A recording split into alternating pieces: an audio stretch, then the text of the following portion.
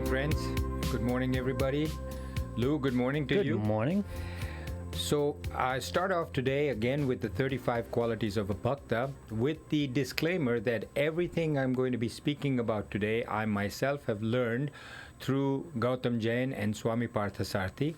And these are what we're talking about now is the 35 qualities of a bhakta or a spiritual person.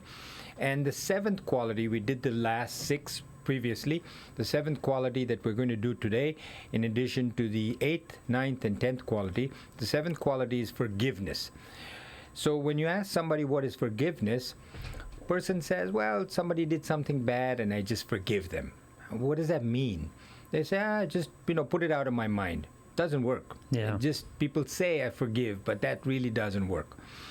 So what a spiritual person does is understand that a person who is doing something that disturbs the other person is doing it because he really has no choice in the matter. This is his inborn, innate quality that he has no control over, which in the Gita is called vasanas, a drive, which we've talked about before, that everybody, every animal, every human being has certain vasanas and they have no control over that. So mothers will say about twins when they're born, as they're growing up, that this child of mine has a particular drive, particular vasana, particular desires. My other child, identical twin, has different vasanas. And every one of us comes to birth and this life with specific vasanas. They're good or they're bad. And those that are good can be identified at a very early age, and those that are bad can be identified at a very early age. We as mothers or fathers really have nothing to do with that. That's what the child is born with.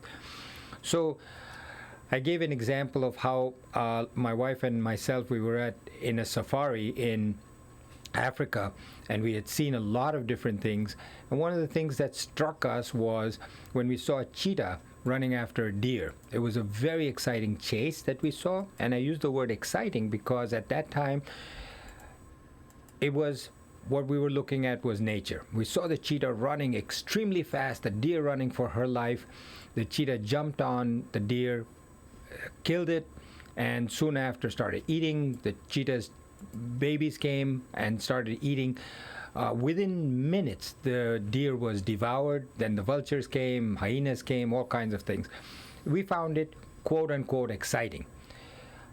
If we had seen a human being doing that, we would have been disgusted. Yes. We would have been angry. We would have been disgusted. We would not have forgiven that human being. We said, this person needs to go to jail for the rest of his life, right? Why?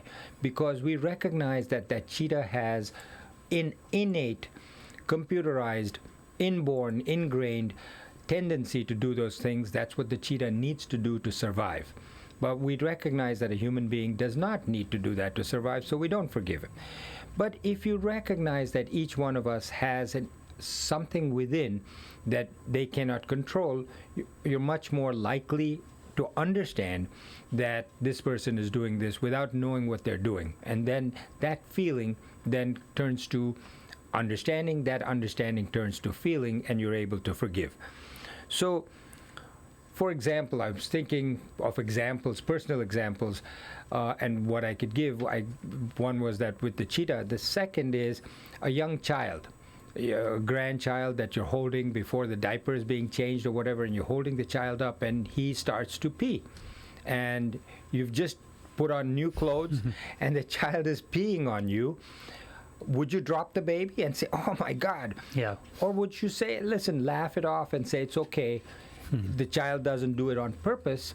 You understand, and that understanding is really forgiveness. Once you understand that this person did it without knowing what they're doing, without any control over what they're doing. So don't let your own desires come in the way of your understanding and come in the way of your forgiveness. So the example that everybody talks about is with Jesus Christ. When he was crucified, he said, Father, forgive them, for they know not what they do. Yeah.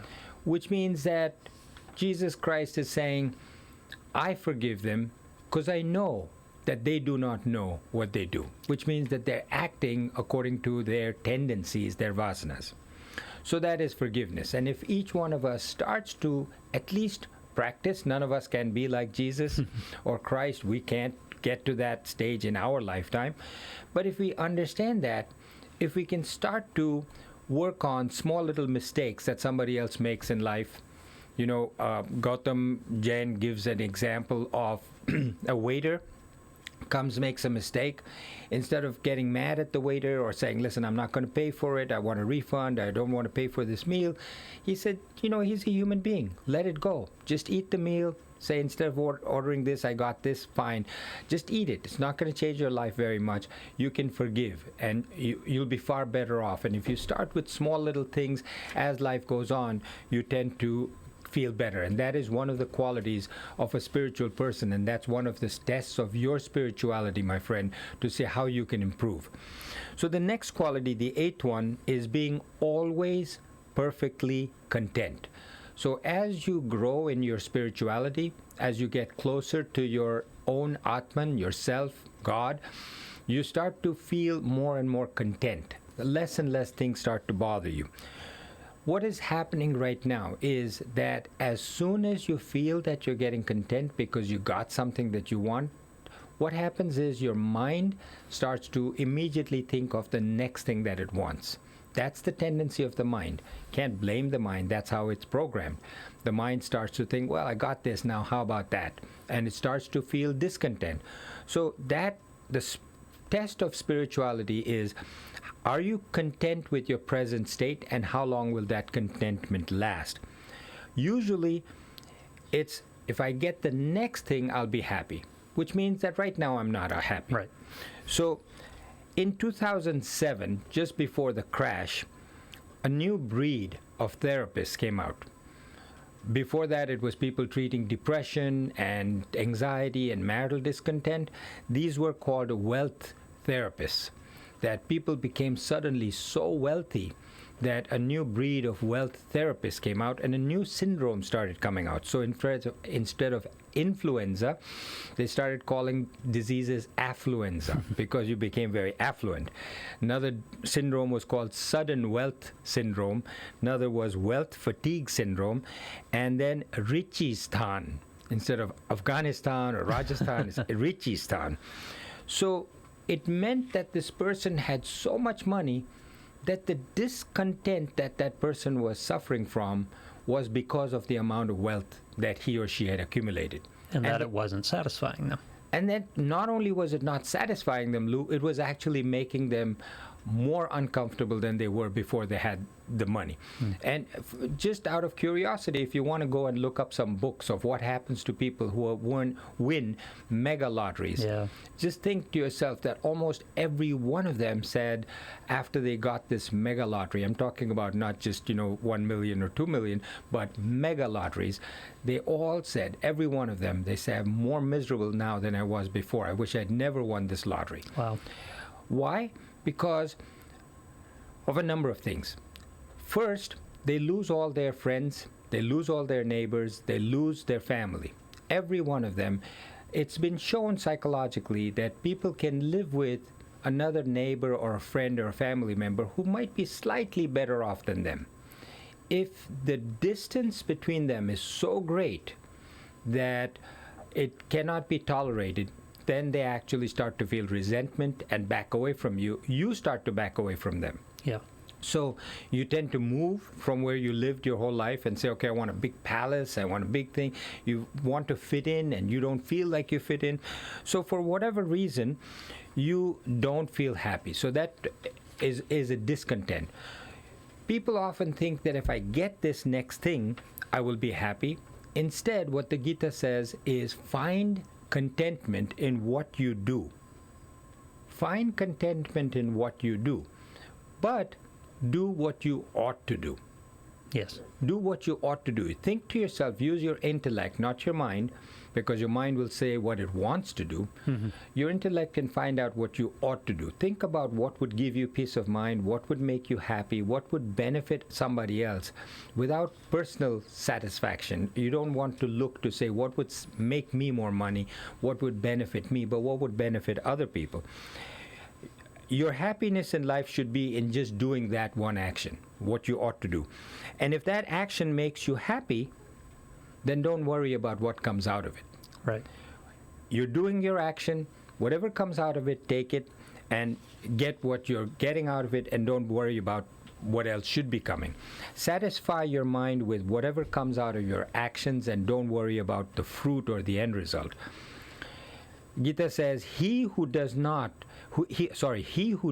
what he ought to do without depending on the fruit, he is a sannyasi. He is a true spiritual person, a bhakta, a devotee. And the reason you feel discontentment is because your eye is always on the future. If you focus your mind on what you're doing because you ought to do it, you don't look about the future or what will come out of it, and you enjoy the present, you will feel contentment. And if it doesn't work out, you don't make whatever you thought you were going to make or get what you were going to get, doesn't matter, because even when things were not working out, you were doing what you ought to do, and therefore you were content. So reassess constantly with your intellect, not with your mind. So the next quality is to be a yogi. Spiritual people are yogis. Mm-hmm. Now, when I say yogi, it doesn't mean sitting cross-legged or standing on your head or keeping your legs up in the air. The word yoga... Burning incense? Do we have to burn incense? No. Yoga comes from the word yuj. And yuj means to join or to unite. So all these different religions all have the same concept. And that's where the word religion comes from. Religion comes from re, which means again, and ligate, which means to tie.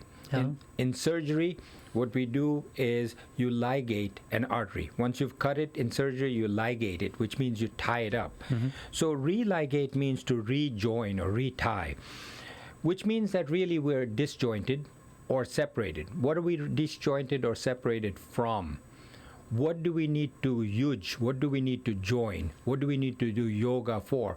We need to rejoin our spirit, our Atman, our soul, our God, which is within us. That's what we need to do. And that is... Our intellect? No. No. Okay. The intellect is the buddhi, right, which is in ourself, which dictates what is right, what is wrong, what we should do, what we shouldn't do. Mm-hmm. Our Atman is the spirit within us that I've discussed in previous sessions. That's what enlivens us. Consciousness. Mm-hmm. That is a small little piece of the total Brahman around us, which is energy, right, which is life. Every living being has a piece of that Brahman inside it, and when it's in a human being, we call it Atman. In English, people have termed it soul. Soul, yeah. Other people call it God. Other people call it life. But that's what really enlivens us. And that, in an example that I had given before, I said that's the petrol, that's the gas that makes us go. Right. We are not the body. We're not the intellect. We're not the mind. We are really, each one of us is that Atman. Each one of us is that soul within us, the spirit. So that spiritual practice that the yogi does is a means to help you connect back to the Atman. Because imagine that this is a river, this is a huge ocean. All rivers flow into the ocean. And, well, most rivers flow into the ocean. Mm-hmm. And when that river joins up with the ocean and it flows into the ocean, where it's flowing in, you can see some disturbance, mud, where the mud is getting to. But right, within a short period of time, you cannot distinguish between the river water and the ocean water. Right. It becomes one. Mm-hmm. Same with us. It is said that after we die, if we are self-realized, the Atman becomes one with the Brahman. And it becomes one. I think most religions have that concept, that we die and we go yes, back to God. So our spiritual practice is a means to help you connect back and become one with the Atman or the self or God. So anything you do to get back to join the self is called yoga, because you're reuniting, retying.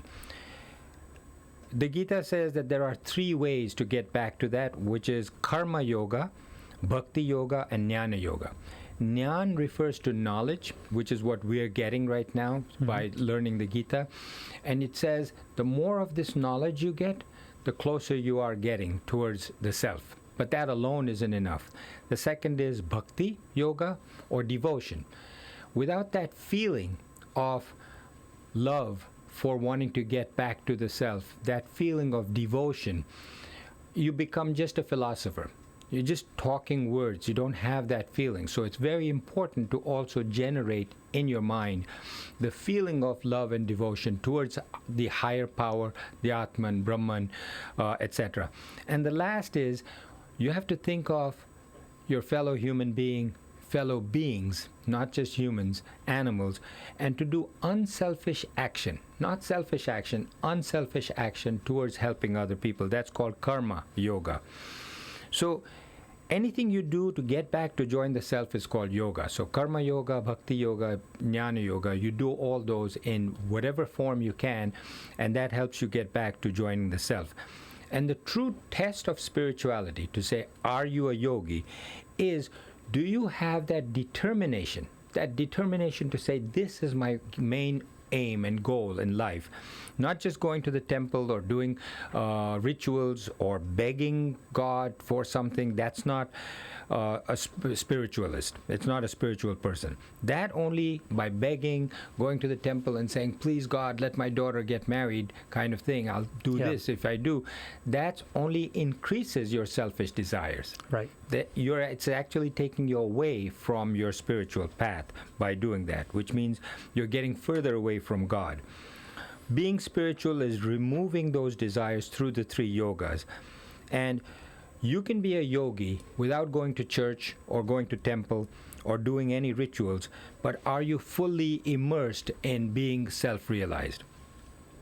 The next quality is self-control.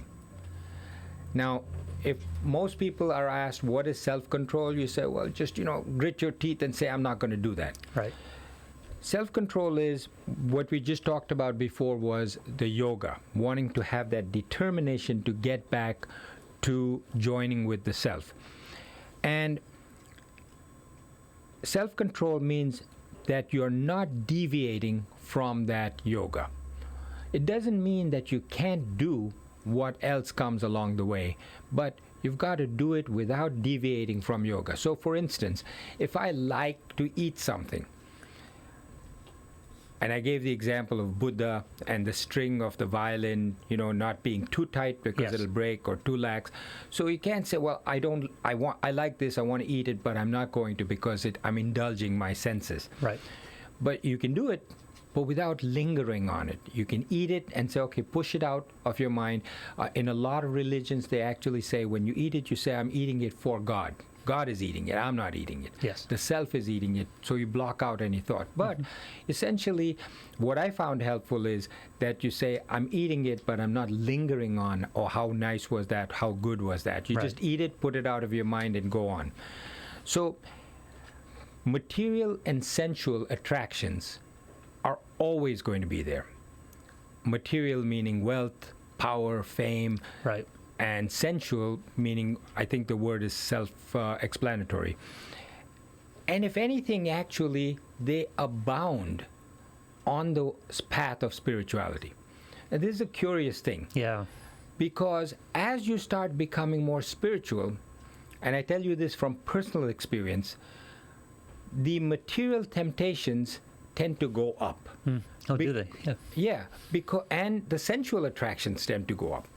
And I'll give you, I don't know if I should give you personal examples, but my boss came to me once as I'm studying this, and I focused on, I think I told you the example of what happened as I was walking down the hallway in the hospital, and I saw this person that was never friendly and looked mean, but I just was nice to him. I started doing that with everybody in the hospital. I just started saying hello to everybody, being friendly, etc. But I also started to focus on what I ought to do without letting my mind think about anything else. Just doing because I ought to do, and do it to the best of my ability. After being there close to 20 years, my boss, who's the president of the hospital, suddenly shows up at my office door. I was shocked to see him. He came and he said, "Can I come in?" I said, "You busy?" I said, "No, come on in." He came in, closed the door, sat down, started talking to me, said, "I think you're doing a phenomenal job, but I would like you to do X, Y, Z, more things." I Yep. said, "Okay." It's not my field. I'm a psychiatrist, but he was giving me more administrative things in terms of running the hospital. Right. And I wondered why. And I asked him, I said, "What does that have to do?" And he said, "You're capable of doing it. I see it. I see how you're dealing with the other doctors. They Yeah. look at you, all kinds of praise." He gave me a 300% without me asking for it. I said, "Sure, I'll be happy to." I didn't say, "What's in it for me?" Right. I said, "This is what I ought to do. This is my job." He gave me a 300% increase in my salary. Very nice. Yeah. I quickly learned to put that out of my mind and say, "I'm not thinking about it. I'm just going to do it," right? I'm going to do it without looking at the fruit. I've got to focus now on doing what I ought to do without regard for what I'm getting out of it. And I attributed that to the fact that as I was following what Gautam Jain, Swami Parthasarthi, the Gita had taught me, I was doing what I ought to do to the best of my ability without looking at selfishness. The rewards came. Right. There are two stories in the scriptures that I want to tell our readers, our listeners. One is that there is, and I don't know the exact thing, but just take it for the fact that my mother used to tell me that there were gods and there were demons fighting in the ocean about getting a bowl of nectar. This nectar, it was said, if whoever possesses it and drinks it will live forever. So the gods and the demons were fighting over it. Mm-hmm. And in India, we make yogurt or butter with, you take a vessel, you have yogurt in it, there's a stick tied with a rope on both ends, and you sort of pull the rope to both sides. What's it called over here? You have to say Churn. A churn, right? Yeah. So you pull it. So this nectar had this rope. The gods had one end of it, the demons had the other, and they kept pulling back and forth, and the nectar kept churning back and forth. Now, they were hoping that the nectar would come to the surface, like butter comes to the surface in Right. this. What actually came out first was horses and elephants. Now, horses and elephants back thousands of years ago was a symbol for wealth. Right. So essentially what came out was like gold coins or money or wealth.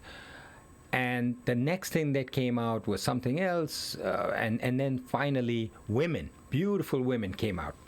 And what that was suggestive, at that time when my mother told me the story, Mm-hmm. she didn't explain the symbolism, maybe she didn't know, she was just telling me what the fable was.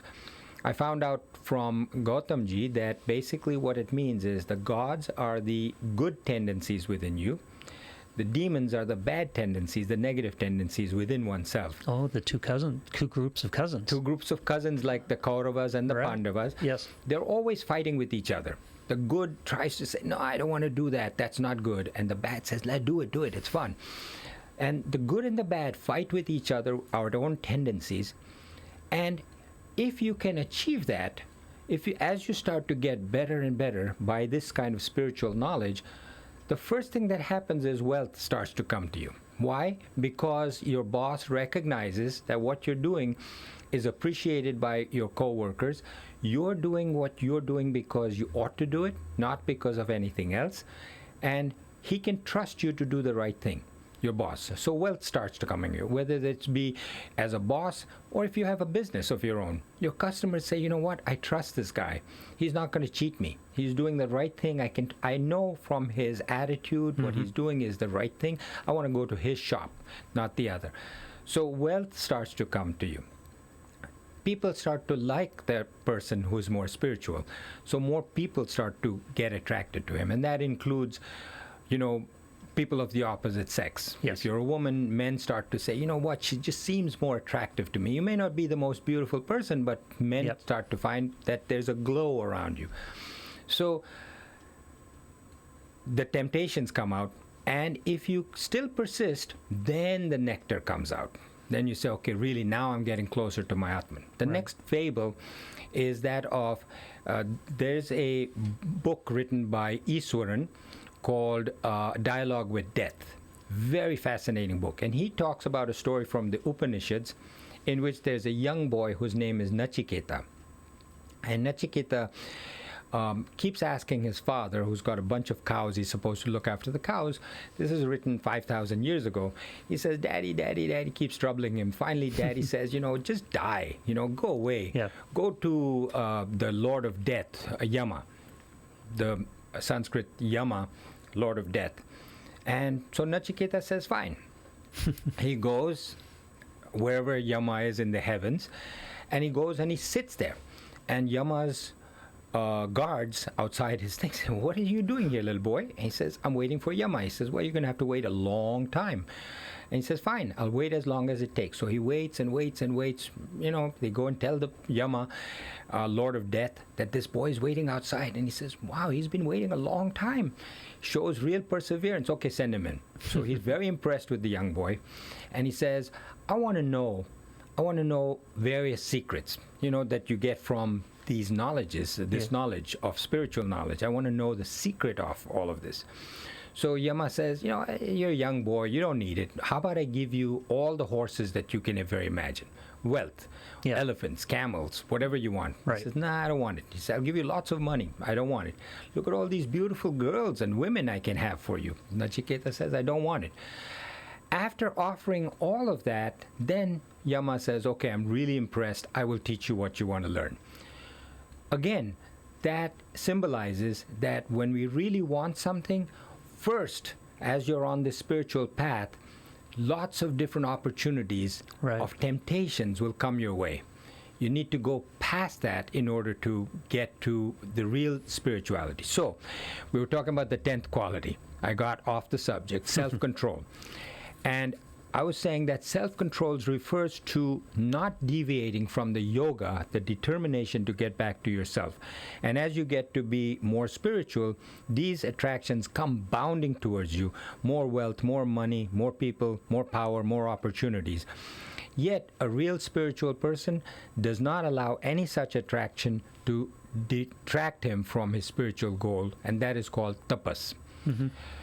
In the olden days, people used to go up to the Himalayas to say, I'm doing tapas, I'm doing meditation, I'm going up to the Himalayas to get away from all of this. Right. Can we do it while we're still in this world? Yes, we can.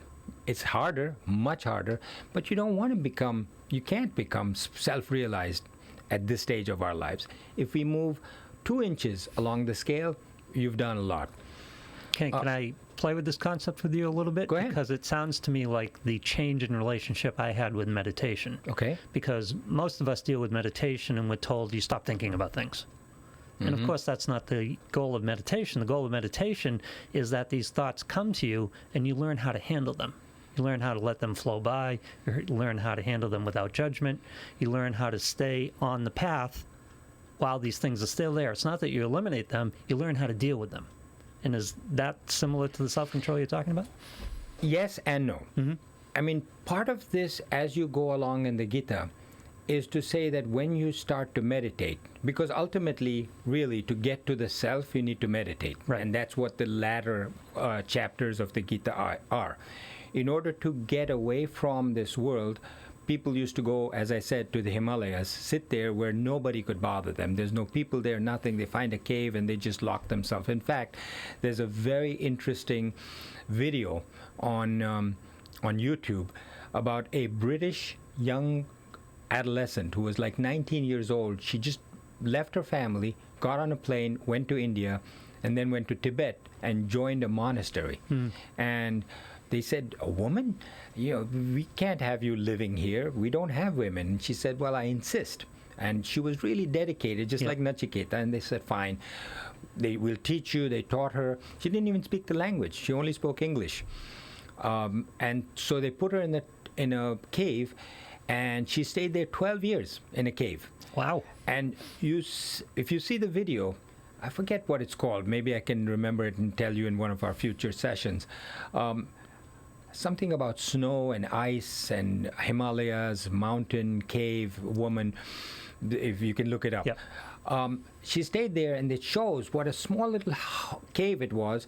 No heat, no food. They just had like potatoes and things that they gave her, and she put it over there, no fire. And there were wild animals that would come to the mouth of the cave. But because she was meditating most of the time, they would just go away, not bother her. Many times the avalanches would block the mouth of the cave, and she'd be trapped inside. It was 12 years. 12 years she stayed there. So it's the dedication to that. But it also blocks out any temptations, desires, and stuff like that. So as you go on in the Gita, it says that you have to meditate. But in order to meditate, you've got to get rid of your desires. You cannot meditate if you have a very selfish mind with lots of desires, because the minute you close your eyes, all your desires are going to start coming through. You get distracted. So what you were saying is that some teachers will say, okay, let those come by. And yes, when nobody, until you get to that point, can be completely rid of all desires. But you have to start minimizing them. If our mind is full of them, the way to get rid of your desires is doing what we're doing right now. These qualities, these things, you start to learn them, and it starts to minimize your thoughts, your desires. And you start to becoming more spiritual, meditation becomes that much easier. Does that answer your question? Yes, it does. Okay. So that tapas is the spiritual goal that people get to, that does not allow any attractions to distract him from his spiritual goal. That doesn't mean that everybody has to give up everything and go to the Himalayas and give up material wealth and power. It means that you can have the wealth or the sensual enjoyment as long as it doesn't interfere with your spiritual pursuit. You have to intelligently abstain from anything that interferes with your pursuit of the self. Many kings who have achieved a lot can become spiritual masters while being in charge of a king and having abundant amount of wealth, as long as he doesn't get distracted by saying, how much money do I have, how much wealth do I have, let me count it, etc. So that's an important facet. So that finishes the 10th quality. And we'll stop here and maybe continue next time with the 11th, 12th, 13th, and 14th qualities. Thank you so much for watching, listening, and I appreciate everything that Gautam Jain and Swami Parthasarathy have taught me. I'm just relaying this to you.